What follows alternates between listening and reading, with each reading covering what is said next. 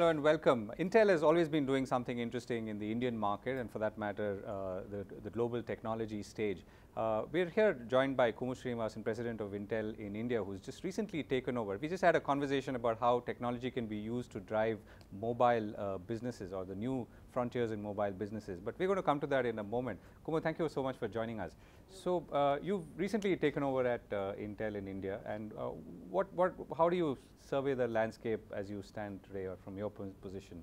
Well, so I think this is a very exciting time for me to be in India.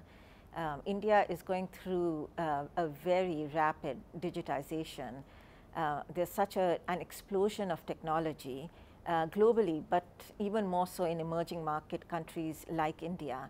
And to be a part of it, to see how Intel can actually contribute and accelerate this phenomenon, and for me to steer it and influence it, I'm really looking forward to that.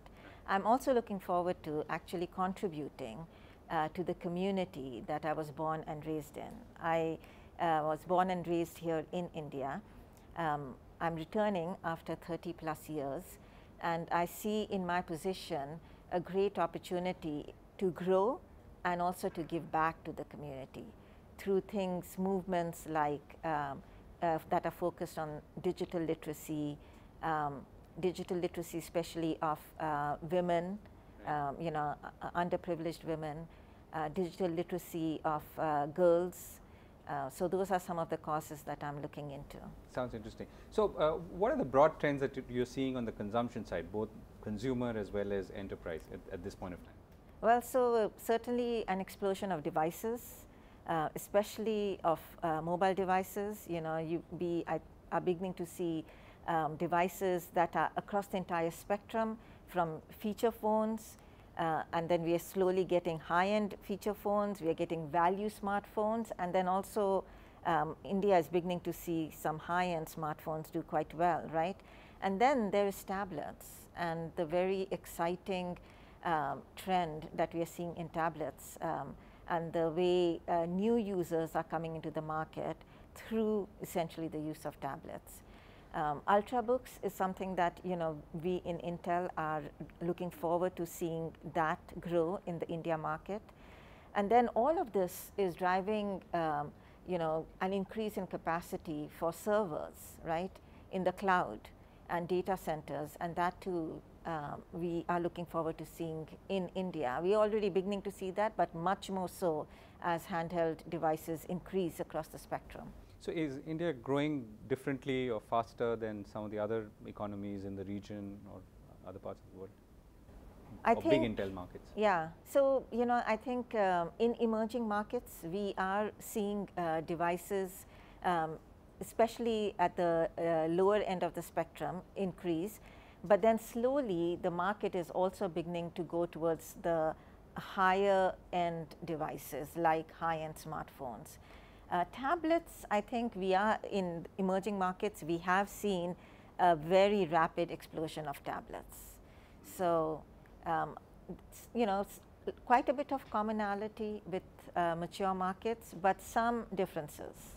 So what are the kind of challenges that you face? I mean, is it for instance, faster computers or computing capability, or is it price, particularly at this point of time? It's really across the entire spectrum. So it's I'm price. talking about consumers now. I mean, yeah, right. It's price on the low end. Like low-end feature phones. Certainly, price is the biggest factor.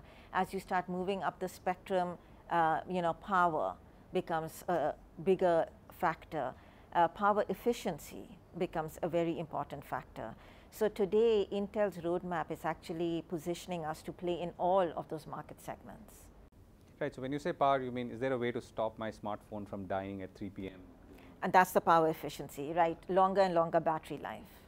Yeah, that's that and price. And then when I say power, I mean the ability to be able to actually take on richer and richer applications at very fast speeds. That's what I mean by power. Right. So you're a brand that's always inside, as the name says. But you're also increasingly, for instance, in the case of Ultrabooks, it's also a brand that seems to be riding alongside the mother brand or the Ultrabook brand, as the case may be. What's the strategy here? So the strategy is actually for us to, we are not into the device business, but we are putting out reference design specs that we give to OEMs and ODMs.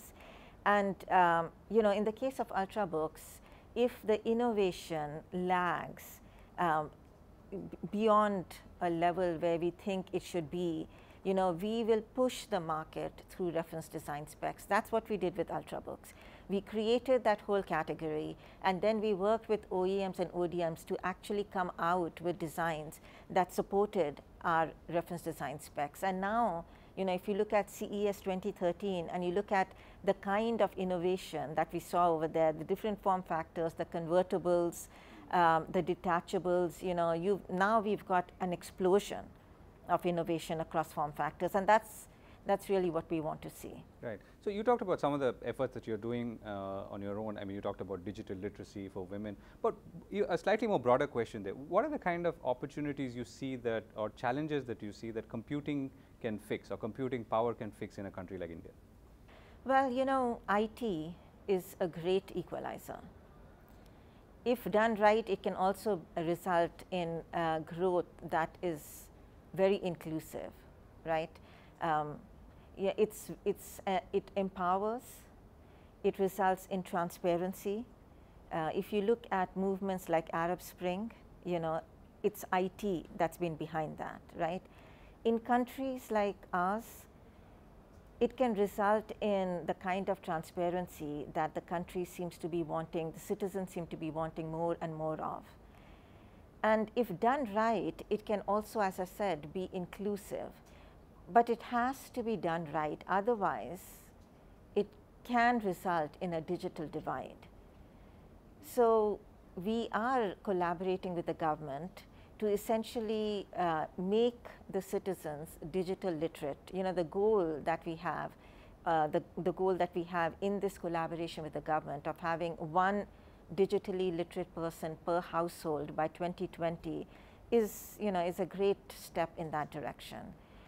That, coupled with increased connectivity, the National Optic Fiber Network, getting that to 250,000 panchayats this year, continuing those kinds of trends, we will create a country that is digitally literate and trained and ready to take advantage of this connectivity so that we can have a growth that is very inclusive. Right.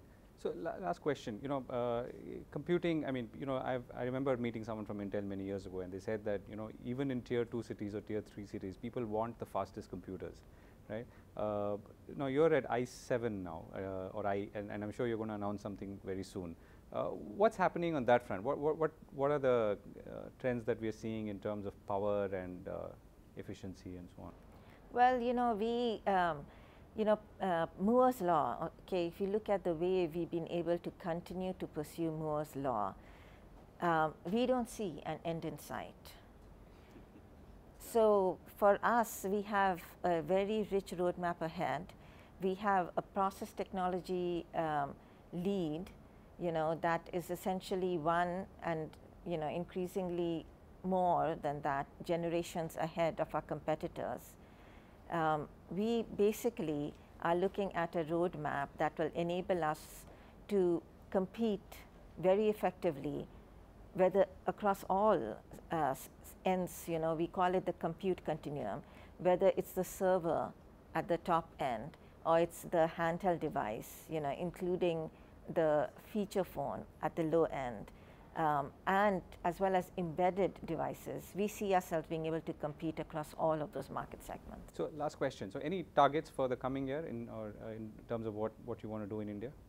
Well, so, I am taking this position on at a very, fortuitous time.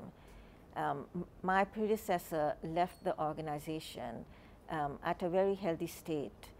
The engineering organization in Intel India enjoys a level of credibility inside Intel that is very, very high. So my opportunity is to take this engineering muscle that we have in India, which is significant, and see how I can apply it to actually the India market challenges. And that might be fairly unique, but that's the challenge that we want to take on and understand better. Right. Well, thank you so much for speaking with us. Thank you. Thank you.